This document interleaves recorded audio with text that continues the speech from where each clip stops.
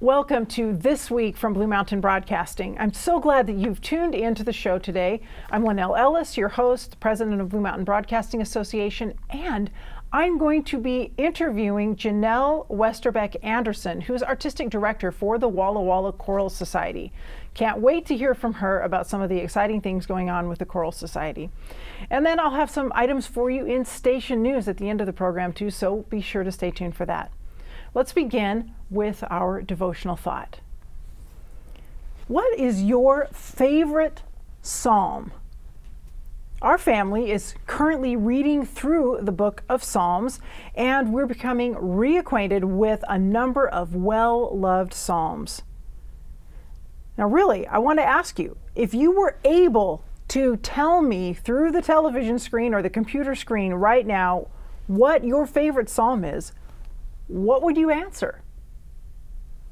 I can think of a few numbers right now that are just flying through my head of some popular psalms you might be saying. What if I asked you to give me a countdown of your top 5 psalms? Could you do that? You know, the psalms are really songs. Some of them even have some notes written, not really in the margin, but right under the number of the psalm, that says what tune they are to be sung to. And boy, do I wish that we still knew some of those tunes that are listed there in the Bible. And you know, in our culture, we have all kinds of lists of top songs that are playing on the radio or being downloaded on iTunes or streaming on Spotify. Why not have a list of our favorite psalms? Today, I thought I'd share with you a countdown of my top 5 wonderful psalms. You ready? Here's number 5 on the list. Psalm 100. It goes like this. Shout for joy to the Lord, all the earth. Worship the Lord with gladness. Come before him with joyful songs. Know that the Lord is God. It is he who made us, and we are his. We are his people, the sheep of his pasture. Enter his gates with thanksgiving and his courts with praise. Give thanks to him and praise his name. For the Lord is good, and his love endures forever. His faithfulness continues through all generations. Isn't that a joyful psalm of praise? Now, here's number 4 on my list. You ready for number 4? It's Psalm 91. He who dwells in the secret place of the Most High shall abide under the shadow of the Almighty. I will say of the Lord, he is my refuge and my fortress, my God. In him I will trust. Surely he shall deliver you from the snare of the fowler and from the perilous pestilence. He shall cover you with his feathers, and under his wings you shall take refuge. His truth shall be your shield and buckler. You shall not be afraid of the terror by night, nor of the arrow that flies by day, nor of the pestilence that walks in darkness, nor of the destruction that lays waste at noonday. 1,000 may fall at your side and 10,000 at your right hand, but it shall not come near you. Only with your eyes shall you look and see the reward of the wicked. Because you have made the Lord, who is my refuge, even the Most High, your dwelling place. No evil shall befall you, nor shall any plague come near your dwelling. For he shall give his angels charge over you, to keep you in all your ways. In their hands they shall bear you up, lest you dash your foot against a stone. You shall tread on the lion and the cobra, the young lion and the serpent you shall trample underfoot. Because he has set his love upon me, therefore I will deliver him. I will set him on high, because he has known my name. He shall call upon me, and I will answer him. I will be with him in trouble. I will deliver him and honor him. With long life I will satisfy him and show him my salvation. You know, many people have memorized Psalm 91. There are so many beautiful promises of protection in that psalm. All right, now for number 3 on our countdown of my favorite psalms. It's Psalm 37. I'm just going to read through verse 8 for the sake of time on our program today. But this psalm is very personal to me. I've prayed my way through it many, many times. Do not fret because of evildoers, nor be envious of the workers of iniquity, for they shall soon be cut down like the grass and wither as the green herb. Trust in the Lord and do good. Dwell in the land and feed on his faithfulness.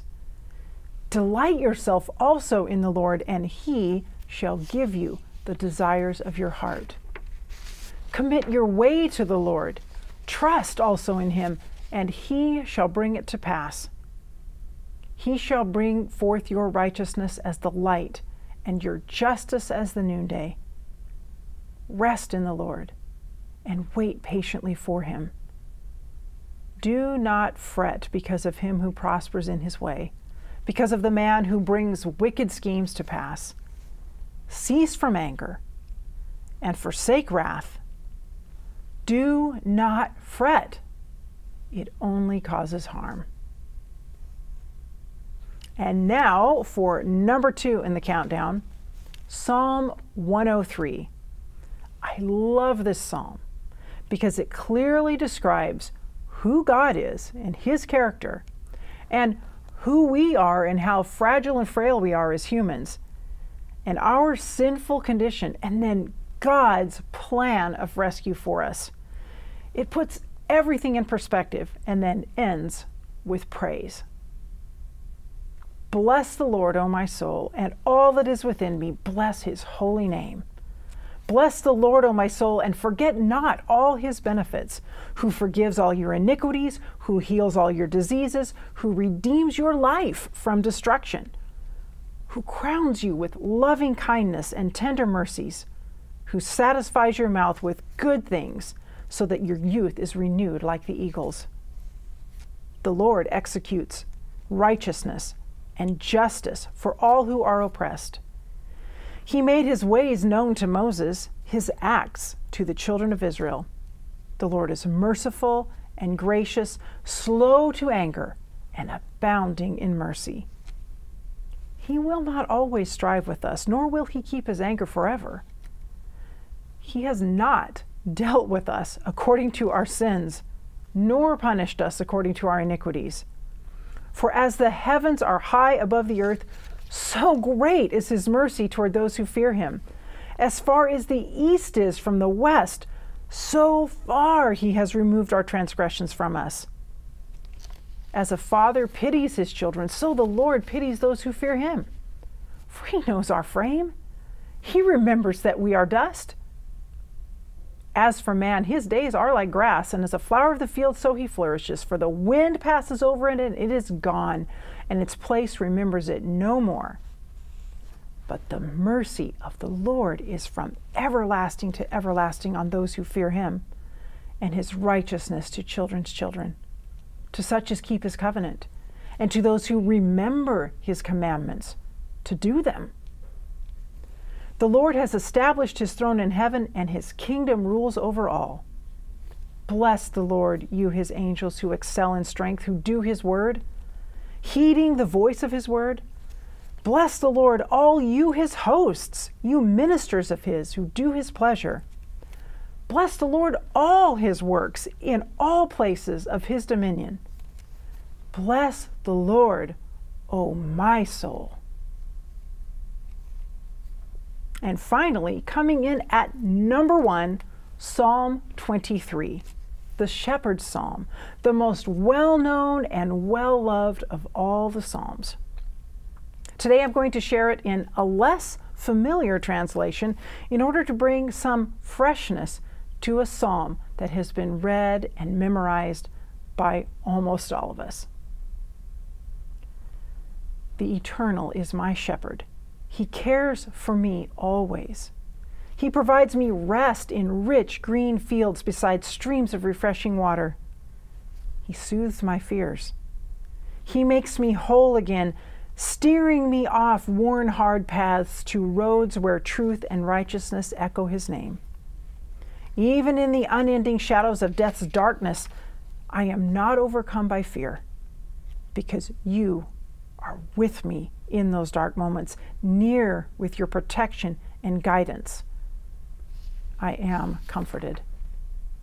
You spread out a table before me, provisions in the midst of attack from my enemies.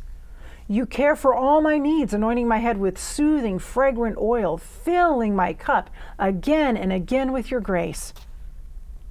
Certainly, your faithful protection and loving provision will pursue me where I go, always, everywhere. I will always be with the Eternal in your house forever. How wonderful it is to have these songs or psalms preserved for us to enjoy thousands of years after they were originally written. Reading them is truly a blessing. Stay tuned. I'll be right back.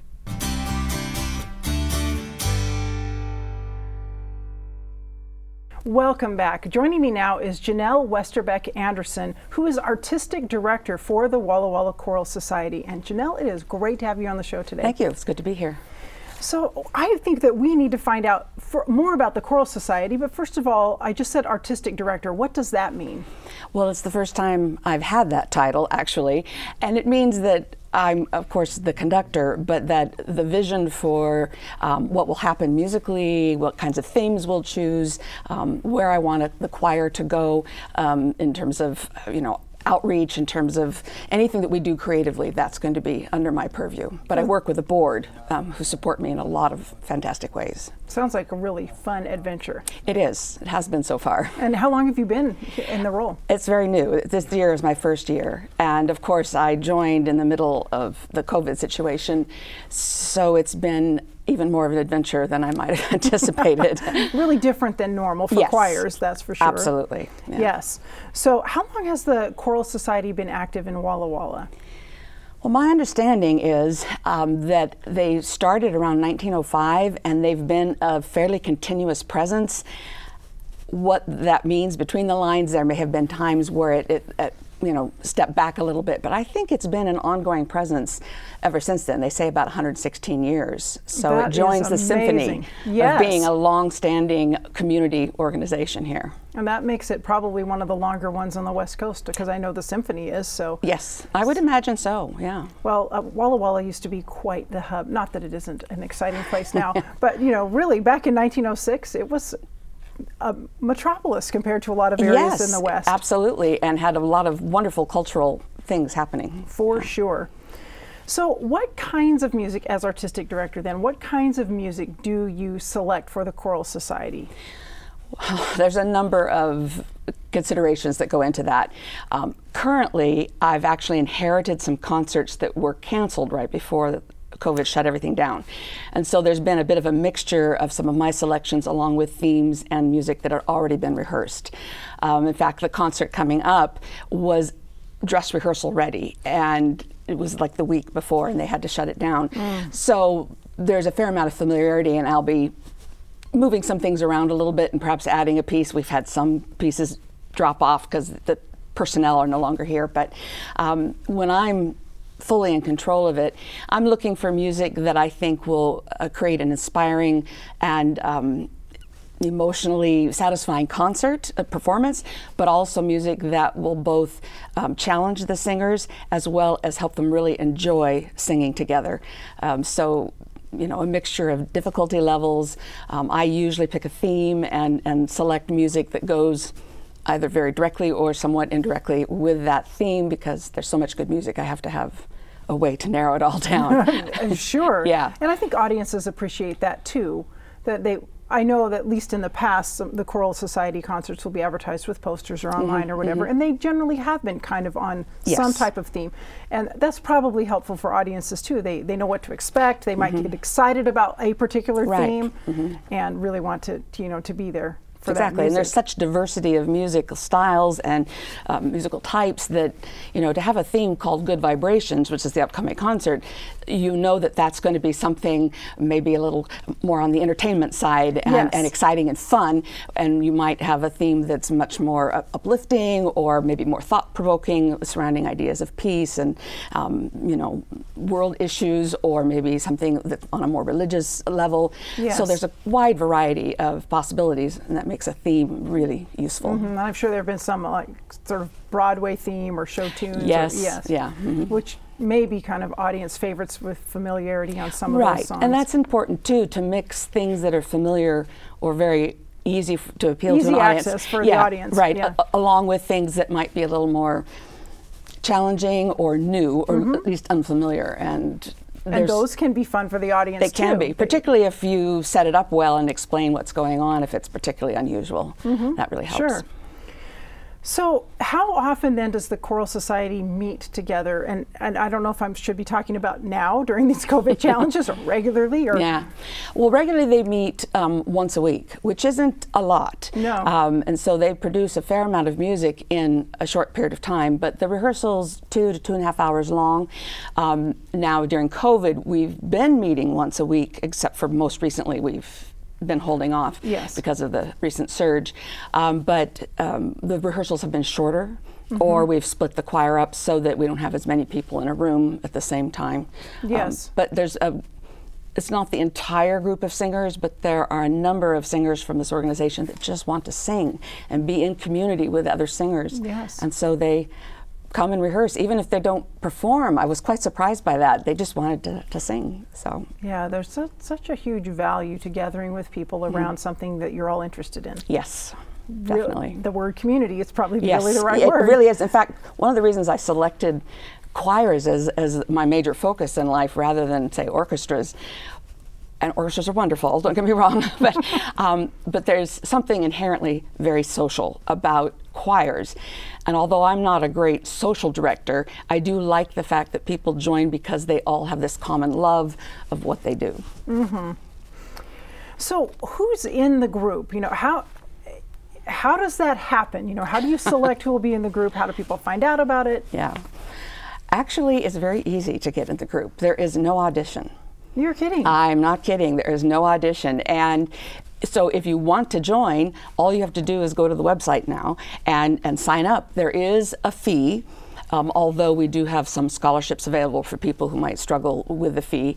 But I believe right now you can pay per concert, so per event, and that's $50. And that helps, purchase the music and help with the rental of the, the theater where we do our performances. Number of factors that go into that. But it's a simple thing to do. If there's an audition, it's usually for something that's a small group thing that takes place within the larger choir. So anybody can join. It's open literally to anyone who wants to. And we have all ages, and sometimes there's students singing with us, and we have a father-daughter pair, and we have a lot of people who maybe have more time, maybe on the retirement side, but there's a wide range of ages. I was quite pleasantly surprised by how diverse people who love to sing. And it doesn't take that much time out of your week. Since it's just one night a week, it makes it a pretty doable activity. Something you could do. Now, with it being open to everyone, do you ever have to say we really are full, like we can't fit any more people, or has that just kind of naturally worked out? That's a good question. Since I'm new, I know the group has been in the 60 to 80 strong, and that it is a very tight fit on the Giza Powerhouse Theater stage. But I have never heard them say anything about limiting it. Perhaps they would just go to a larger venue if they needed to. I think it's been pretty much self-selecting. Obviously, our numbers are much lower right now because there's a number of people that are uncomfortable either taking the risk of rehearsing or having to sing in a mask, which is never quite as fun as singing without one. Sure, I think there's both sides of that. For sure, it is limiting. So That answers one of my questions. And currently you are singing with masks. Do you have some of those special choir masks? Or? Oddly enough, no. People have been wearing what they own.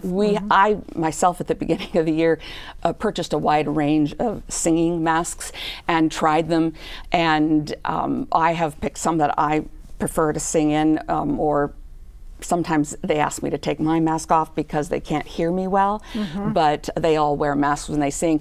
We have selected a black mask that is not really large but does stand away from the face, and we do provide that to anybody who comes if they would like to sing in that, because it's a bit more comfortable than the mask that touches your mouth. Yes. Yeah. So I'm glad you still have members who are able to participate with the masks. Oh yeah, it's this at Christmas time we ended up performing a very brief outdoor concert without masks because it was outdoors. Yes.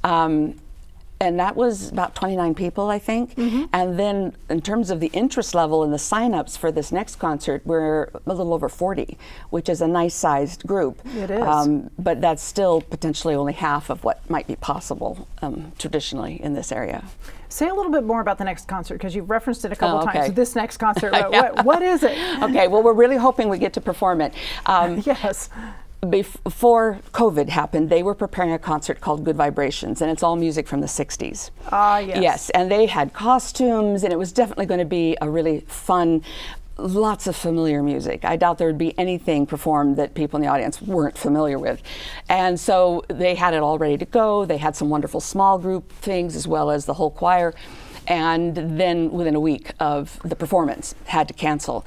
And so they've kept, they've allowed people who had tickets for that to maintain them, and so they will apply to this next concert. Nice. But it was originally scheduled for March, I'm going to say 13 and 14 or 12 and 13, that weekend.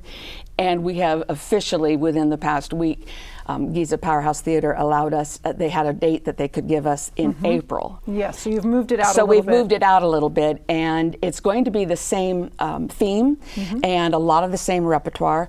I'm going to add, since we don't have some of the small groups that we had before, I'm going to add a few things, mostly small group items, but it is a fun, and I can't wait to run through it with them for the first time, because many of them are very familiar with this music, so it'll make it an interesting and fun rehearsal process, because we'll get to polish and add some fun details. Sure, and you mentioned that some people already have tickets, but there will be tickets available for additional people? Right, there will be, and there are tickets available. At your website? Yes, or call the Giza Powerhouse.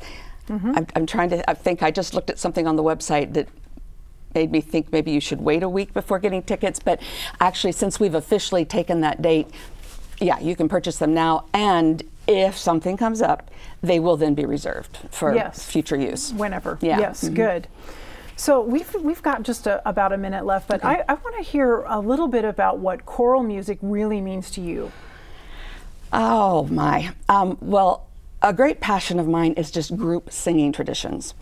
Because when people come together to make music, whether it's instrumental or singing, but particularly with singing, because everyone can sing. And even if you think you can't, you usually can. And so there's a great equalizer that everyone can participate and be brought up to do more than they think they can do. I love the sound, I love the texture. I also love that it's a real collaboration, that my back is to the audience, and that I'm working with these people who are there because they want to be. I would have to say rehearsing choirs is probably the most fun thing I do in my life. I love it. And there's also something about what you learn and what you're able to accomplish with the music that you're singing. It's uplifting, it unifies people.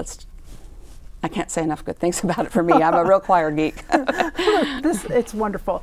And I want to thank you so much for taking some time to share with our audience about the Choral Society, about your own love of music. Really appreciate it. It's been a real pleasure. I'm happy to talk about them because it's a really wonderful organization. And thank you for watching. Stay tuned. I'll be right back.